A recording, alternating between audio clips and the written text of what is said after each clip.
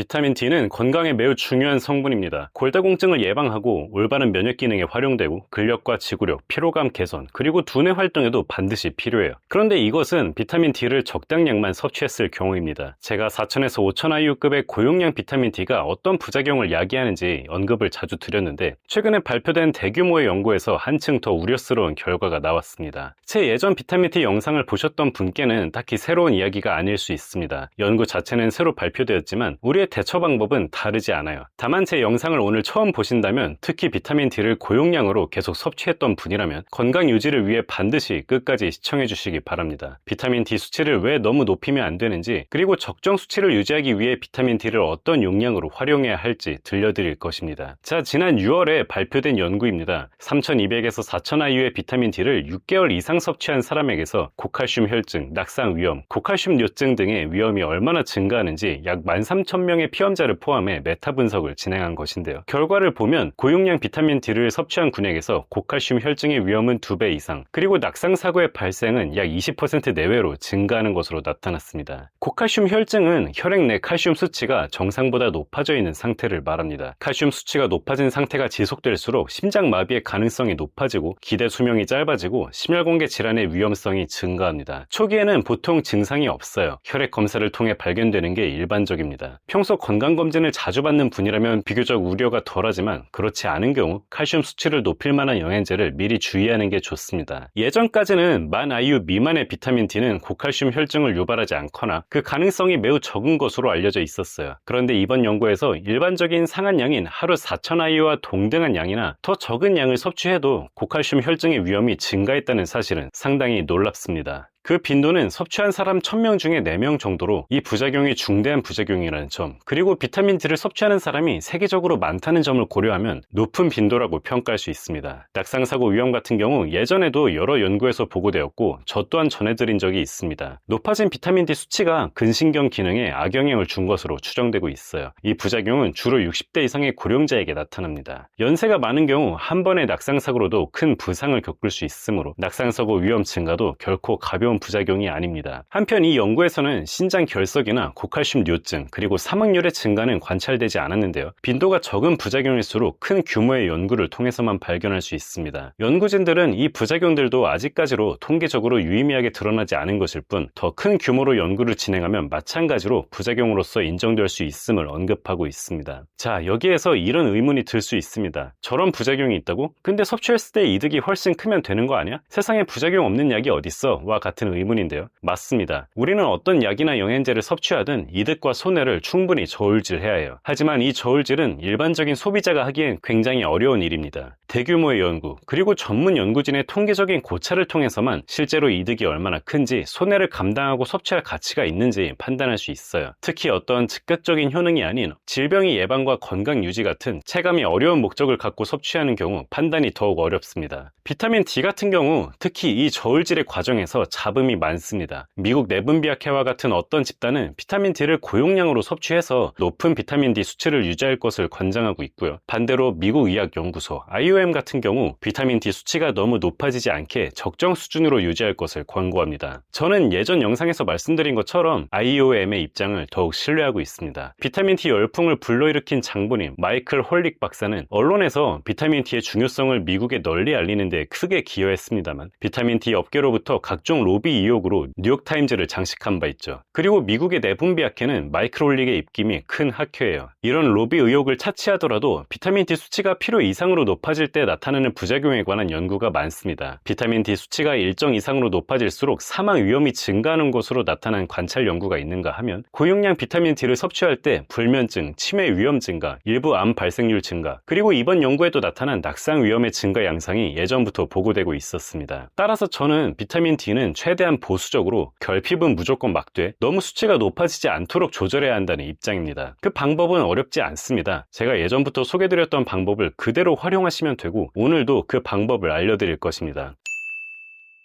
흔히 우리가 알고 있는 비타민 D의 드라마틱한 체감 가능한 효능은 거의 대부분 비타민 D 수치가 결핍 상태에서 정상 상태로 돌아올 때 나타납니다. 그리고 이미 비타민 D 수치가 정상인 분은 굳이 더 높이기 위해 노력할 필요가 없습니다. 우리의 목표는 비타민 D 수치를 IOM의 권고 수준인 20에서 30 나노그램 per ml로 맞추는 것입니다. 기왕이면 30에 가까운 수치일수록 좋아요. 우리나라의 평균 비타민 D 수치는 20 내외입니다. 그리고 비타민 D는 100 IU당 수치를 1 정도씩 올려요. 만약 여러분께서 야외 활동이 많고 비타민 D가 풍부한 생선 요리를 자주 드신다면 비타민 D를 굳이 챙기지 않아도 괜찮습니다. 그런데 잘 모르겠다 싶은 경우 보통 1000IU만 섭취해도 건강을 유지할 수 있어요. 그런데 야외 활동이 거의 없고 생선을 잘 먹지 않는 분들, 특히 그 중에 컨디션이 쭉 안 좋았던 분들은 비타민 D가 결핍 수준일 가능성이 높습니다. 1000IU를 쭉 섭취해도 정상으로 되돌릴 수 있으나 비타민 D를 약 3개월 정도만 4000에서 5000IU 수준으로 집중적으로 섭취함으로써 단기간에 정상 수치로 되돌리고 그 이후에 1000IU를 낮춰서 유지하는 것도 좋은 방법입니다. 여기에서 유지 용량은 사람의 체질에 따라 그리고 체중에 따라 달라질 수 있습니다. 체중이 높은 분들은 같은 양의 비타민 D를 섭취해도 비타민 D 수치가 훨씬 적은 수준으로 높아지므로 적극 용량은 그대로 4000에서 5000IU로 섭취하시되 유지 용량은 2000IU를 시도하시길 바랍니다. 만약 이미 4000에서 5000IU의 비타민 D를 6개월 이상 드신 분이라면 저는 그냥 바로 중단하길 권해드리고 싶습니다. 비타민 D 수치가 필요 이상으로 높아져 있을 수 있고 이번 연구처럼 갈수록 미담이 드러나기보다는 부작용이 드러나는 경우가 많아요. 다만 예외가 있다면 체질상 4000에서 5000IU의 비타민 D를 장기간 섭취해도 비타민 D 수치가 결핍 상태를 겨우 면하는 수준에서 유지되는 분들이 있습니다. 그런 분들은 그냥 고용량으로 쭉 드시는 게 이득일 것입니다. 비타민 D 수치를 유지하기 위해 정기적으로 혈액 검사를 받아야 하는지 문의가 많은데요. 그럴 필요는 없습니다. IOM의 권고에 따르면 특별히 건강이 안 좋은 게 아니라면 굳이 검사를 해가면서까지 유지할 필요가 없어요. 그냥 오늘 알려드린 방법대로 섭취만 하셔도 거진 정상 범위로 유지가 가능합니다. 그리고 비타민 D를 고용량으로 간헐적으로 섭취하는 건 어떤지 물어보는 분도 많습니다. 예를 들면 1000IU를 열흘에 한 번 섭취하면 매일 1000IU를 섭취하는 것과 동등하지 않냐는 이야기예요. 섭취하는 총량이 같다면 더 높은 용량으로 간헐적으로 섭취하는 게 효력 면에서 동등하다는 것이 지금까지의 중론이었습니다만 거듭되는 연구를 통해서 고용량 저반복 섭취가 효력은 떨어지고 부작용 우려는 더 높다는 보고가 발표되고 있습니다. 물론 이런 경향은 아직까지 수만 단위의 고용량 섭취 시에만 드러나긴 했어요. 3, 4일에 한 번 4000에서 5000IU를 섭취하는 것 정도로는 부작용 우려가 매우 적습니다. 다만 그래도 보수적으로 판단해서 저는 적은 용량으로 자주 섭취하는 쪽을 우선으로 권해드립니다. 비타민 D는 빈속에 섭취할 때 흡수가 절반 수준으로 감소하므로 꼭 기름진 식사와 함께 섭취하는 것을 잊지 마시고요. 비타민 D도 은근히 여러 영양제에 흔히 포함되어 있어서 본인도 모르게 중복, 과다 섭취하는 경우가 많습니다. 섭취 중인 제품이 많으신 경우 꼭 라벨을 꼼꼼히 읽으시고 총 섭취량이 얼마나 되는지 계산을 해두시는 것이 좋습니다. 오늘 내용을 읽으시고 궁금한 점이 있다면 또는 오늘 내용과 관계없는 어떤 질문이든 편하게 제 홈페이지를 통해 문의 주시기 바랍니다. 답변이 늦을 때가 있지만 그래도 모두에게 답변을 드리고 있으니 편히 이용해 주세요. 자, 오늘 내용은 여기까지고요. 도움이 되셨다면 구독과 좋아요 그리고 알람 설정 부탁드립니다. 감사합니다.